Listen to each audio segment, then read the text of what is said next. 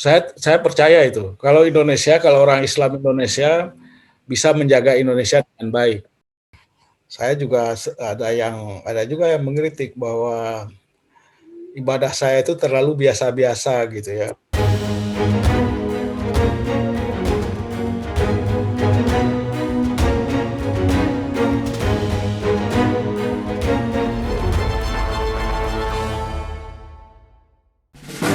Tokoh Dewan kali ini adalah Profesor Aziumardi Azra.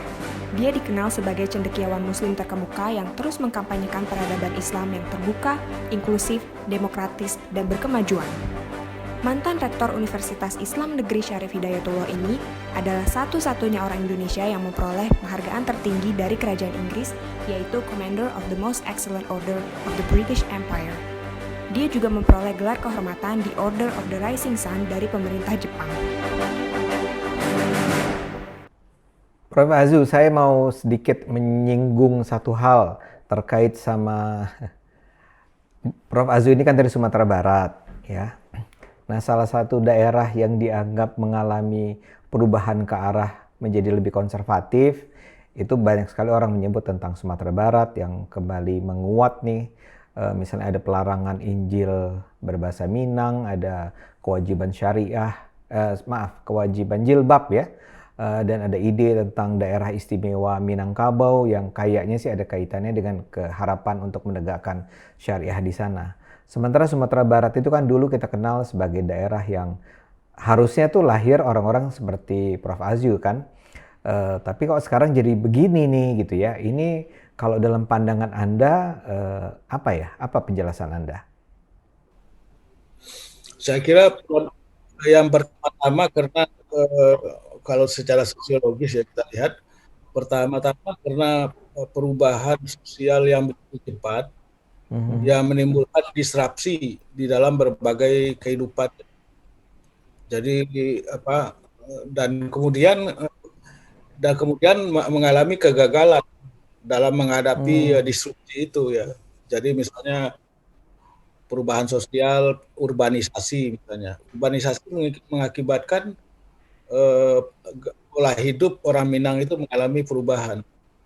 Jadi sekarang anak-anak itu tidak lagi tidur di surau misalnya. Anak-anak tidur di rumah orang tuanya. Seperti itu. Disrupsi. Dan kemudian dalam situasi disrupsi yang tidak terselesaikan itu dan kemudian juga saya kira juga karena lingkungan sosial yang tidak mengalami kemajuan apa-apa dalam pembangunan ya. Kalau kita lihat di dalam pembangunan kan Sumatera Barat ya dari dulu begitu-gitu aja. Jadi tidak ada perubahan yang signifikan. Jadi Ekonomi ya. Kemudian itulah perasaan tidak puas, disilusionasi ya kan.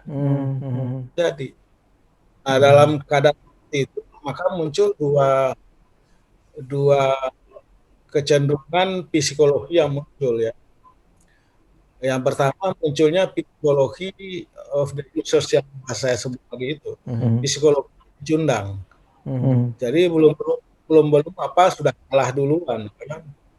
Sudah kalah, belum apa-apa sudah kalah. Dan dalam suasana seperti itu yang muncul itu yang berkembang itu adalah romantisme masa lalu. Jadi yang diulang-ulang itu adalah bahwa orang Minang itu banyak tokohnya dan tokoh-tokohnya itu berjasa besar di dalam gerakan nasional dan kemerdekaan. Ya itu betul.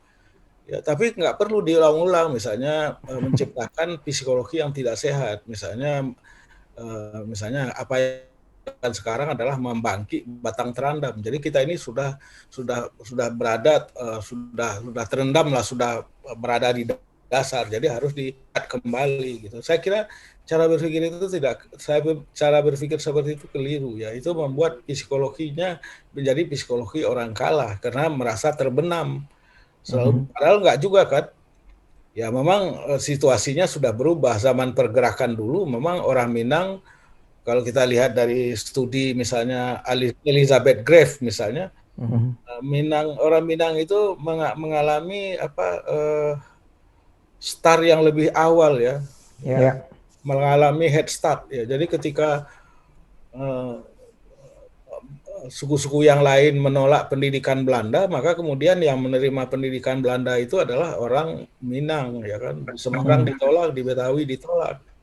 Sehingga itulah yang kemudian membawa orang Minang itu menjadi bahagian dari birokrasi kolonial kemana-mana, ya kan. Dan menjadi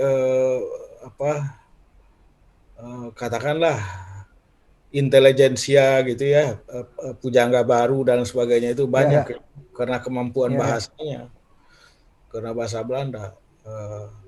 Jadi dulu mengalami head start, tapi kalau sekarang ya nggak bisa.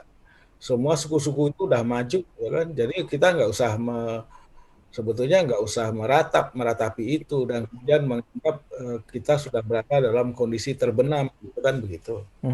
Nah, jadi itu yang kedua. Jadi psikologinya itu. Yang psikologi kedua adalah bahwa orang Minang itu semakin kehilangan kosmopolitanismenya, kosmopolit. Padahal orang Minang itu bisa maju karena kosmopolitanismenya, bisa berinteraksi dengan siapa saja. Bisa berinteraksi. Dulu penyiar Islam ke wilayah timur Indonesia itu sebagian besar orang Minang. Ke NTB, ke Sulawesi Selatan, ke Sulawesi Tengah itu dicatat, itu nama-namanya juga ada, itu adalah orang-orang Minang. Dan kemana-mana, ya tidak takut berhadapan dengan apa-apa. Kita juga tahu bahwa penyiar Ahmadiyah yang pertama di Indonesia itu pada tahun 1920-an itu juga orang Minang, ya. Ya, orang Minang. 3 orang kembali dari India itu menyebarkan Ahmadiyah. Jadi atau misalnya mungkin dalam pribadi yang kontroversial model misalnya Tan Malaka misalnya, ya kan. Itu biasa orang Minang seperti itu, ya kan, karena interaksinya yang begitu luas. Tapi itu yang hilang sekarang, kosmopolitanismenya itu. Belum apa-apa udah takut duluan, ya. Takut sama Islam Nusantara misalnya, ya kan. Ya kan, takut pada Nusantara. Masa Islam Nusantara harus ditakuti, ya kan. Saya jawab malah Islam Nusantara versi Minang itu apa? Yaitu Islam berseni syarak demi kitabullah, itu dia. Islam Nusantaranya orang Minang, ya kan. Karena di dalam Quran nggak ada konsep atau prinsip Islam berseni syarak berseni kitabullah, itu nggak ada. Ya. Jadi oleh karena itulah saya kira itulah yang mengakibatkan kemudian munculnya itu hal yang aneh-aneh itu, ekses dari itu tadi, kondisi psikologis yang merasa berada tertekan, terbenam gitu, ya, psikologi orang kalah seperti itu yang saya sebut. Dan yang kedua, kehilangan kosmopolitanismenya itu. Harusnya memang, sayangnya memang kepemimpinan muncul itu bukanlah kepemimpinan yang mengangkat kembali kosmopolitanisme itu. Kemudian mendorong orang Minang untuk bicara lebih banyak ke depan daripada selalu mengungkit romantisme kebesaran, misalnya generasinya Agus Salim, Atta, Sahrir, Tan Malaka, itu tidak banyak gunanya, gitu. Dan jadi itulah penyebabnya. Saya kira diperlukan memang transformasi psikologis di Sumatera Barat, di kalangan orang Minang di Sumatera Barat. Dan itu tidak mudah memang, karena karena posisinya itu sangat defensif, ya. Defensif, apologetik sekarang ini, gitu. Prof, Anda juga bicara tentang, Anda percaya renaissance di Islam di Asia ini atau di Indonesia itu akan terjadi, bisa terjadi? Saya percaya itu. Kalau orang Islam Indonesia bisa menjaga Indonesia dengan baik, kan? Bisa mengkonsolidasikan dirinya, bisa meningkatkannya, gitu, meningkatkan diri, meningkatkan pendidikan, saya percaya. Karena saya nggak melihat harapan di tempat lain. Harapan itu cuma ada di Indonesia dalam berbagai segi. Ya, misalnya mungkin kita dalam segi tertentu masih ketinggalan lah, ya kan. Tapi dalam segi yang lain kita punya harapan. Misalnya dalam bidang ekonomi saja, kita itu didukung oleh keragaman sumber-sumber daya ekonomi, ya kan? Mulai dari pertanian, perkebunan, lautan, tambang, ya kan, manufaktur, kemudian mungkin teknologi yang termasuk dalam kategori revolusi industri 5.0 itu ada di Indonesia. Ya. Tapi kalau kita lihat di negara lain misalnya kan, katakanlah negara-negara Arab, tidak satu pun yang mengembangkan manufaktur. Yang kita lihat kalau kita pergi ke Timur Tengah, yang kita lihat tuh wajah Indonesia, walaupun ada merek Toyotanya, tapi ada Avanza-nya atau ada Kijang-nya. Itu kan produksi Indonesia. Mungkin antara 80-90% Toyota itu, Toyota Kijang atau Toyota Avanza Innova itu produk lokal, kandungan lokal itu. Sekitar sisanya 15% itu ya masih dari Jepang, ya kan. Ya. Kemana-mana kita lihat itu di Malaysia, di Brunei itu dominan. Kita mengembangkan manufaktur itu. Oh, oke. Iya benar itu. Jadi yang lain termasuk chips yang tadi saya bilang revolusi 5.0 itu juga mengembangkan itu.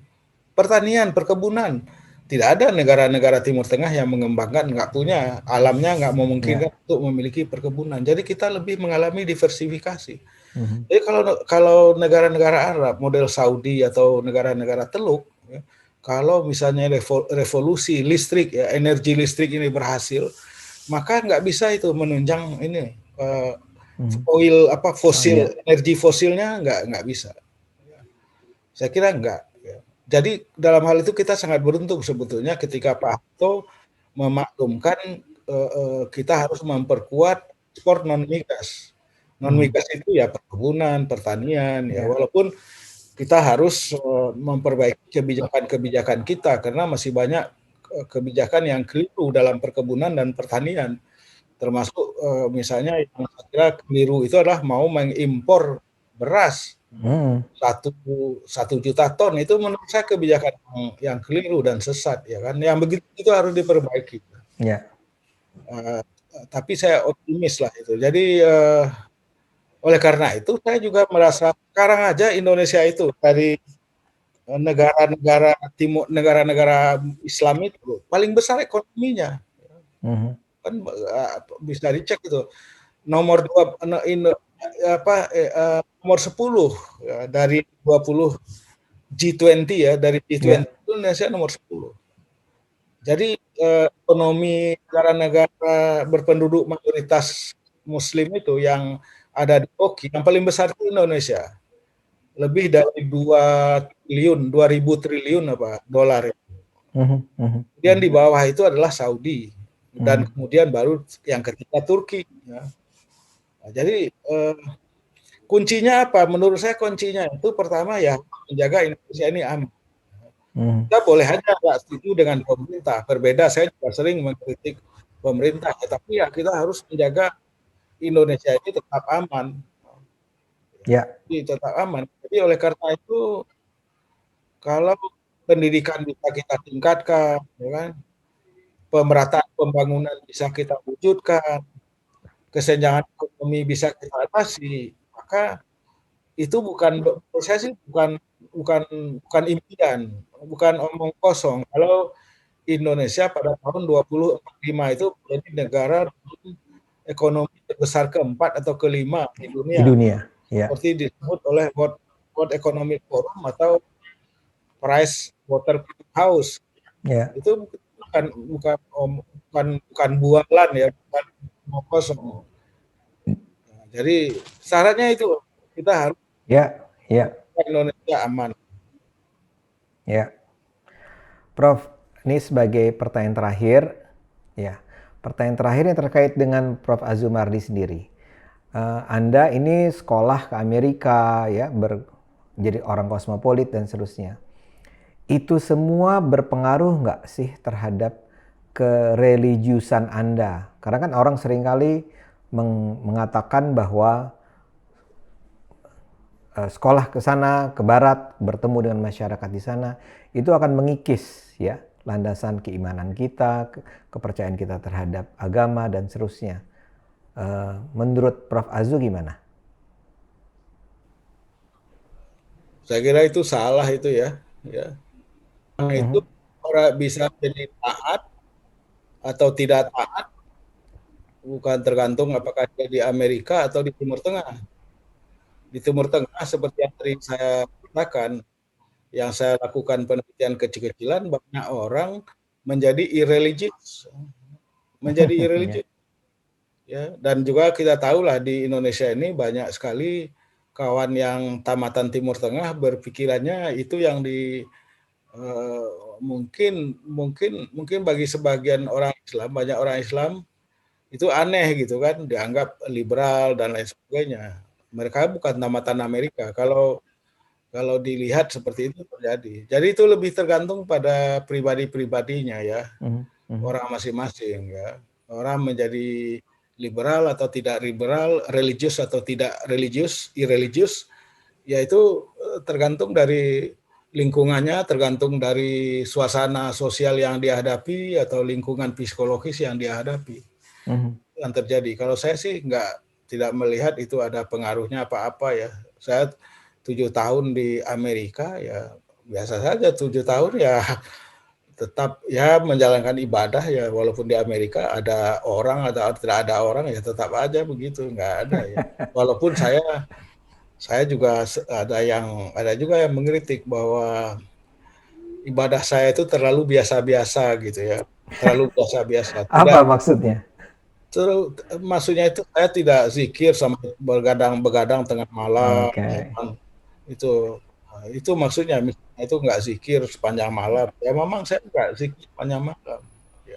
Nah, itu yang dia maksud biasa-biasa saja dan saya dikritik ya kan. Ada kawan saya yang mengkritik ya tapi ya nggak apa-apa gitu kan.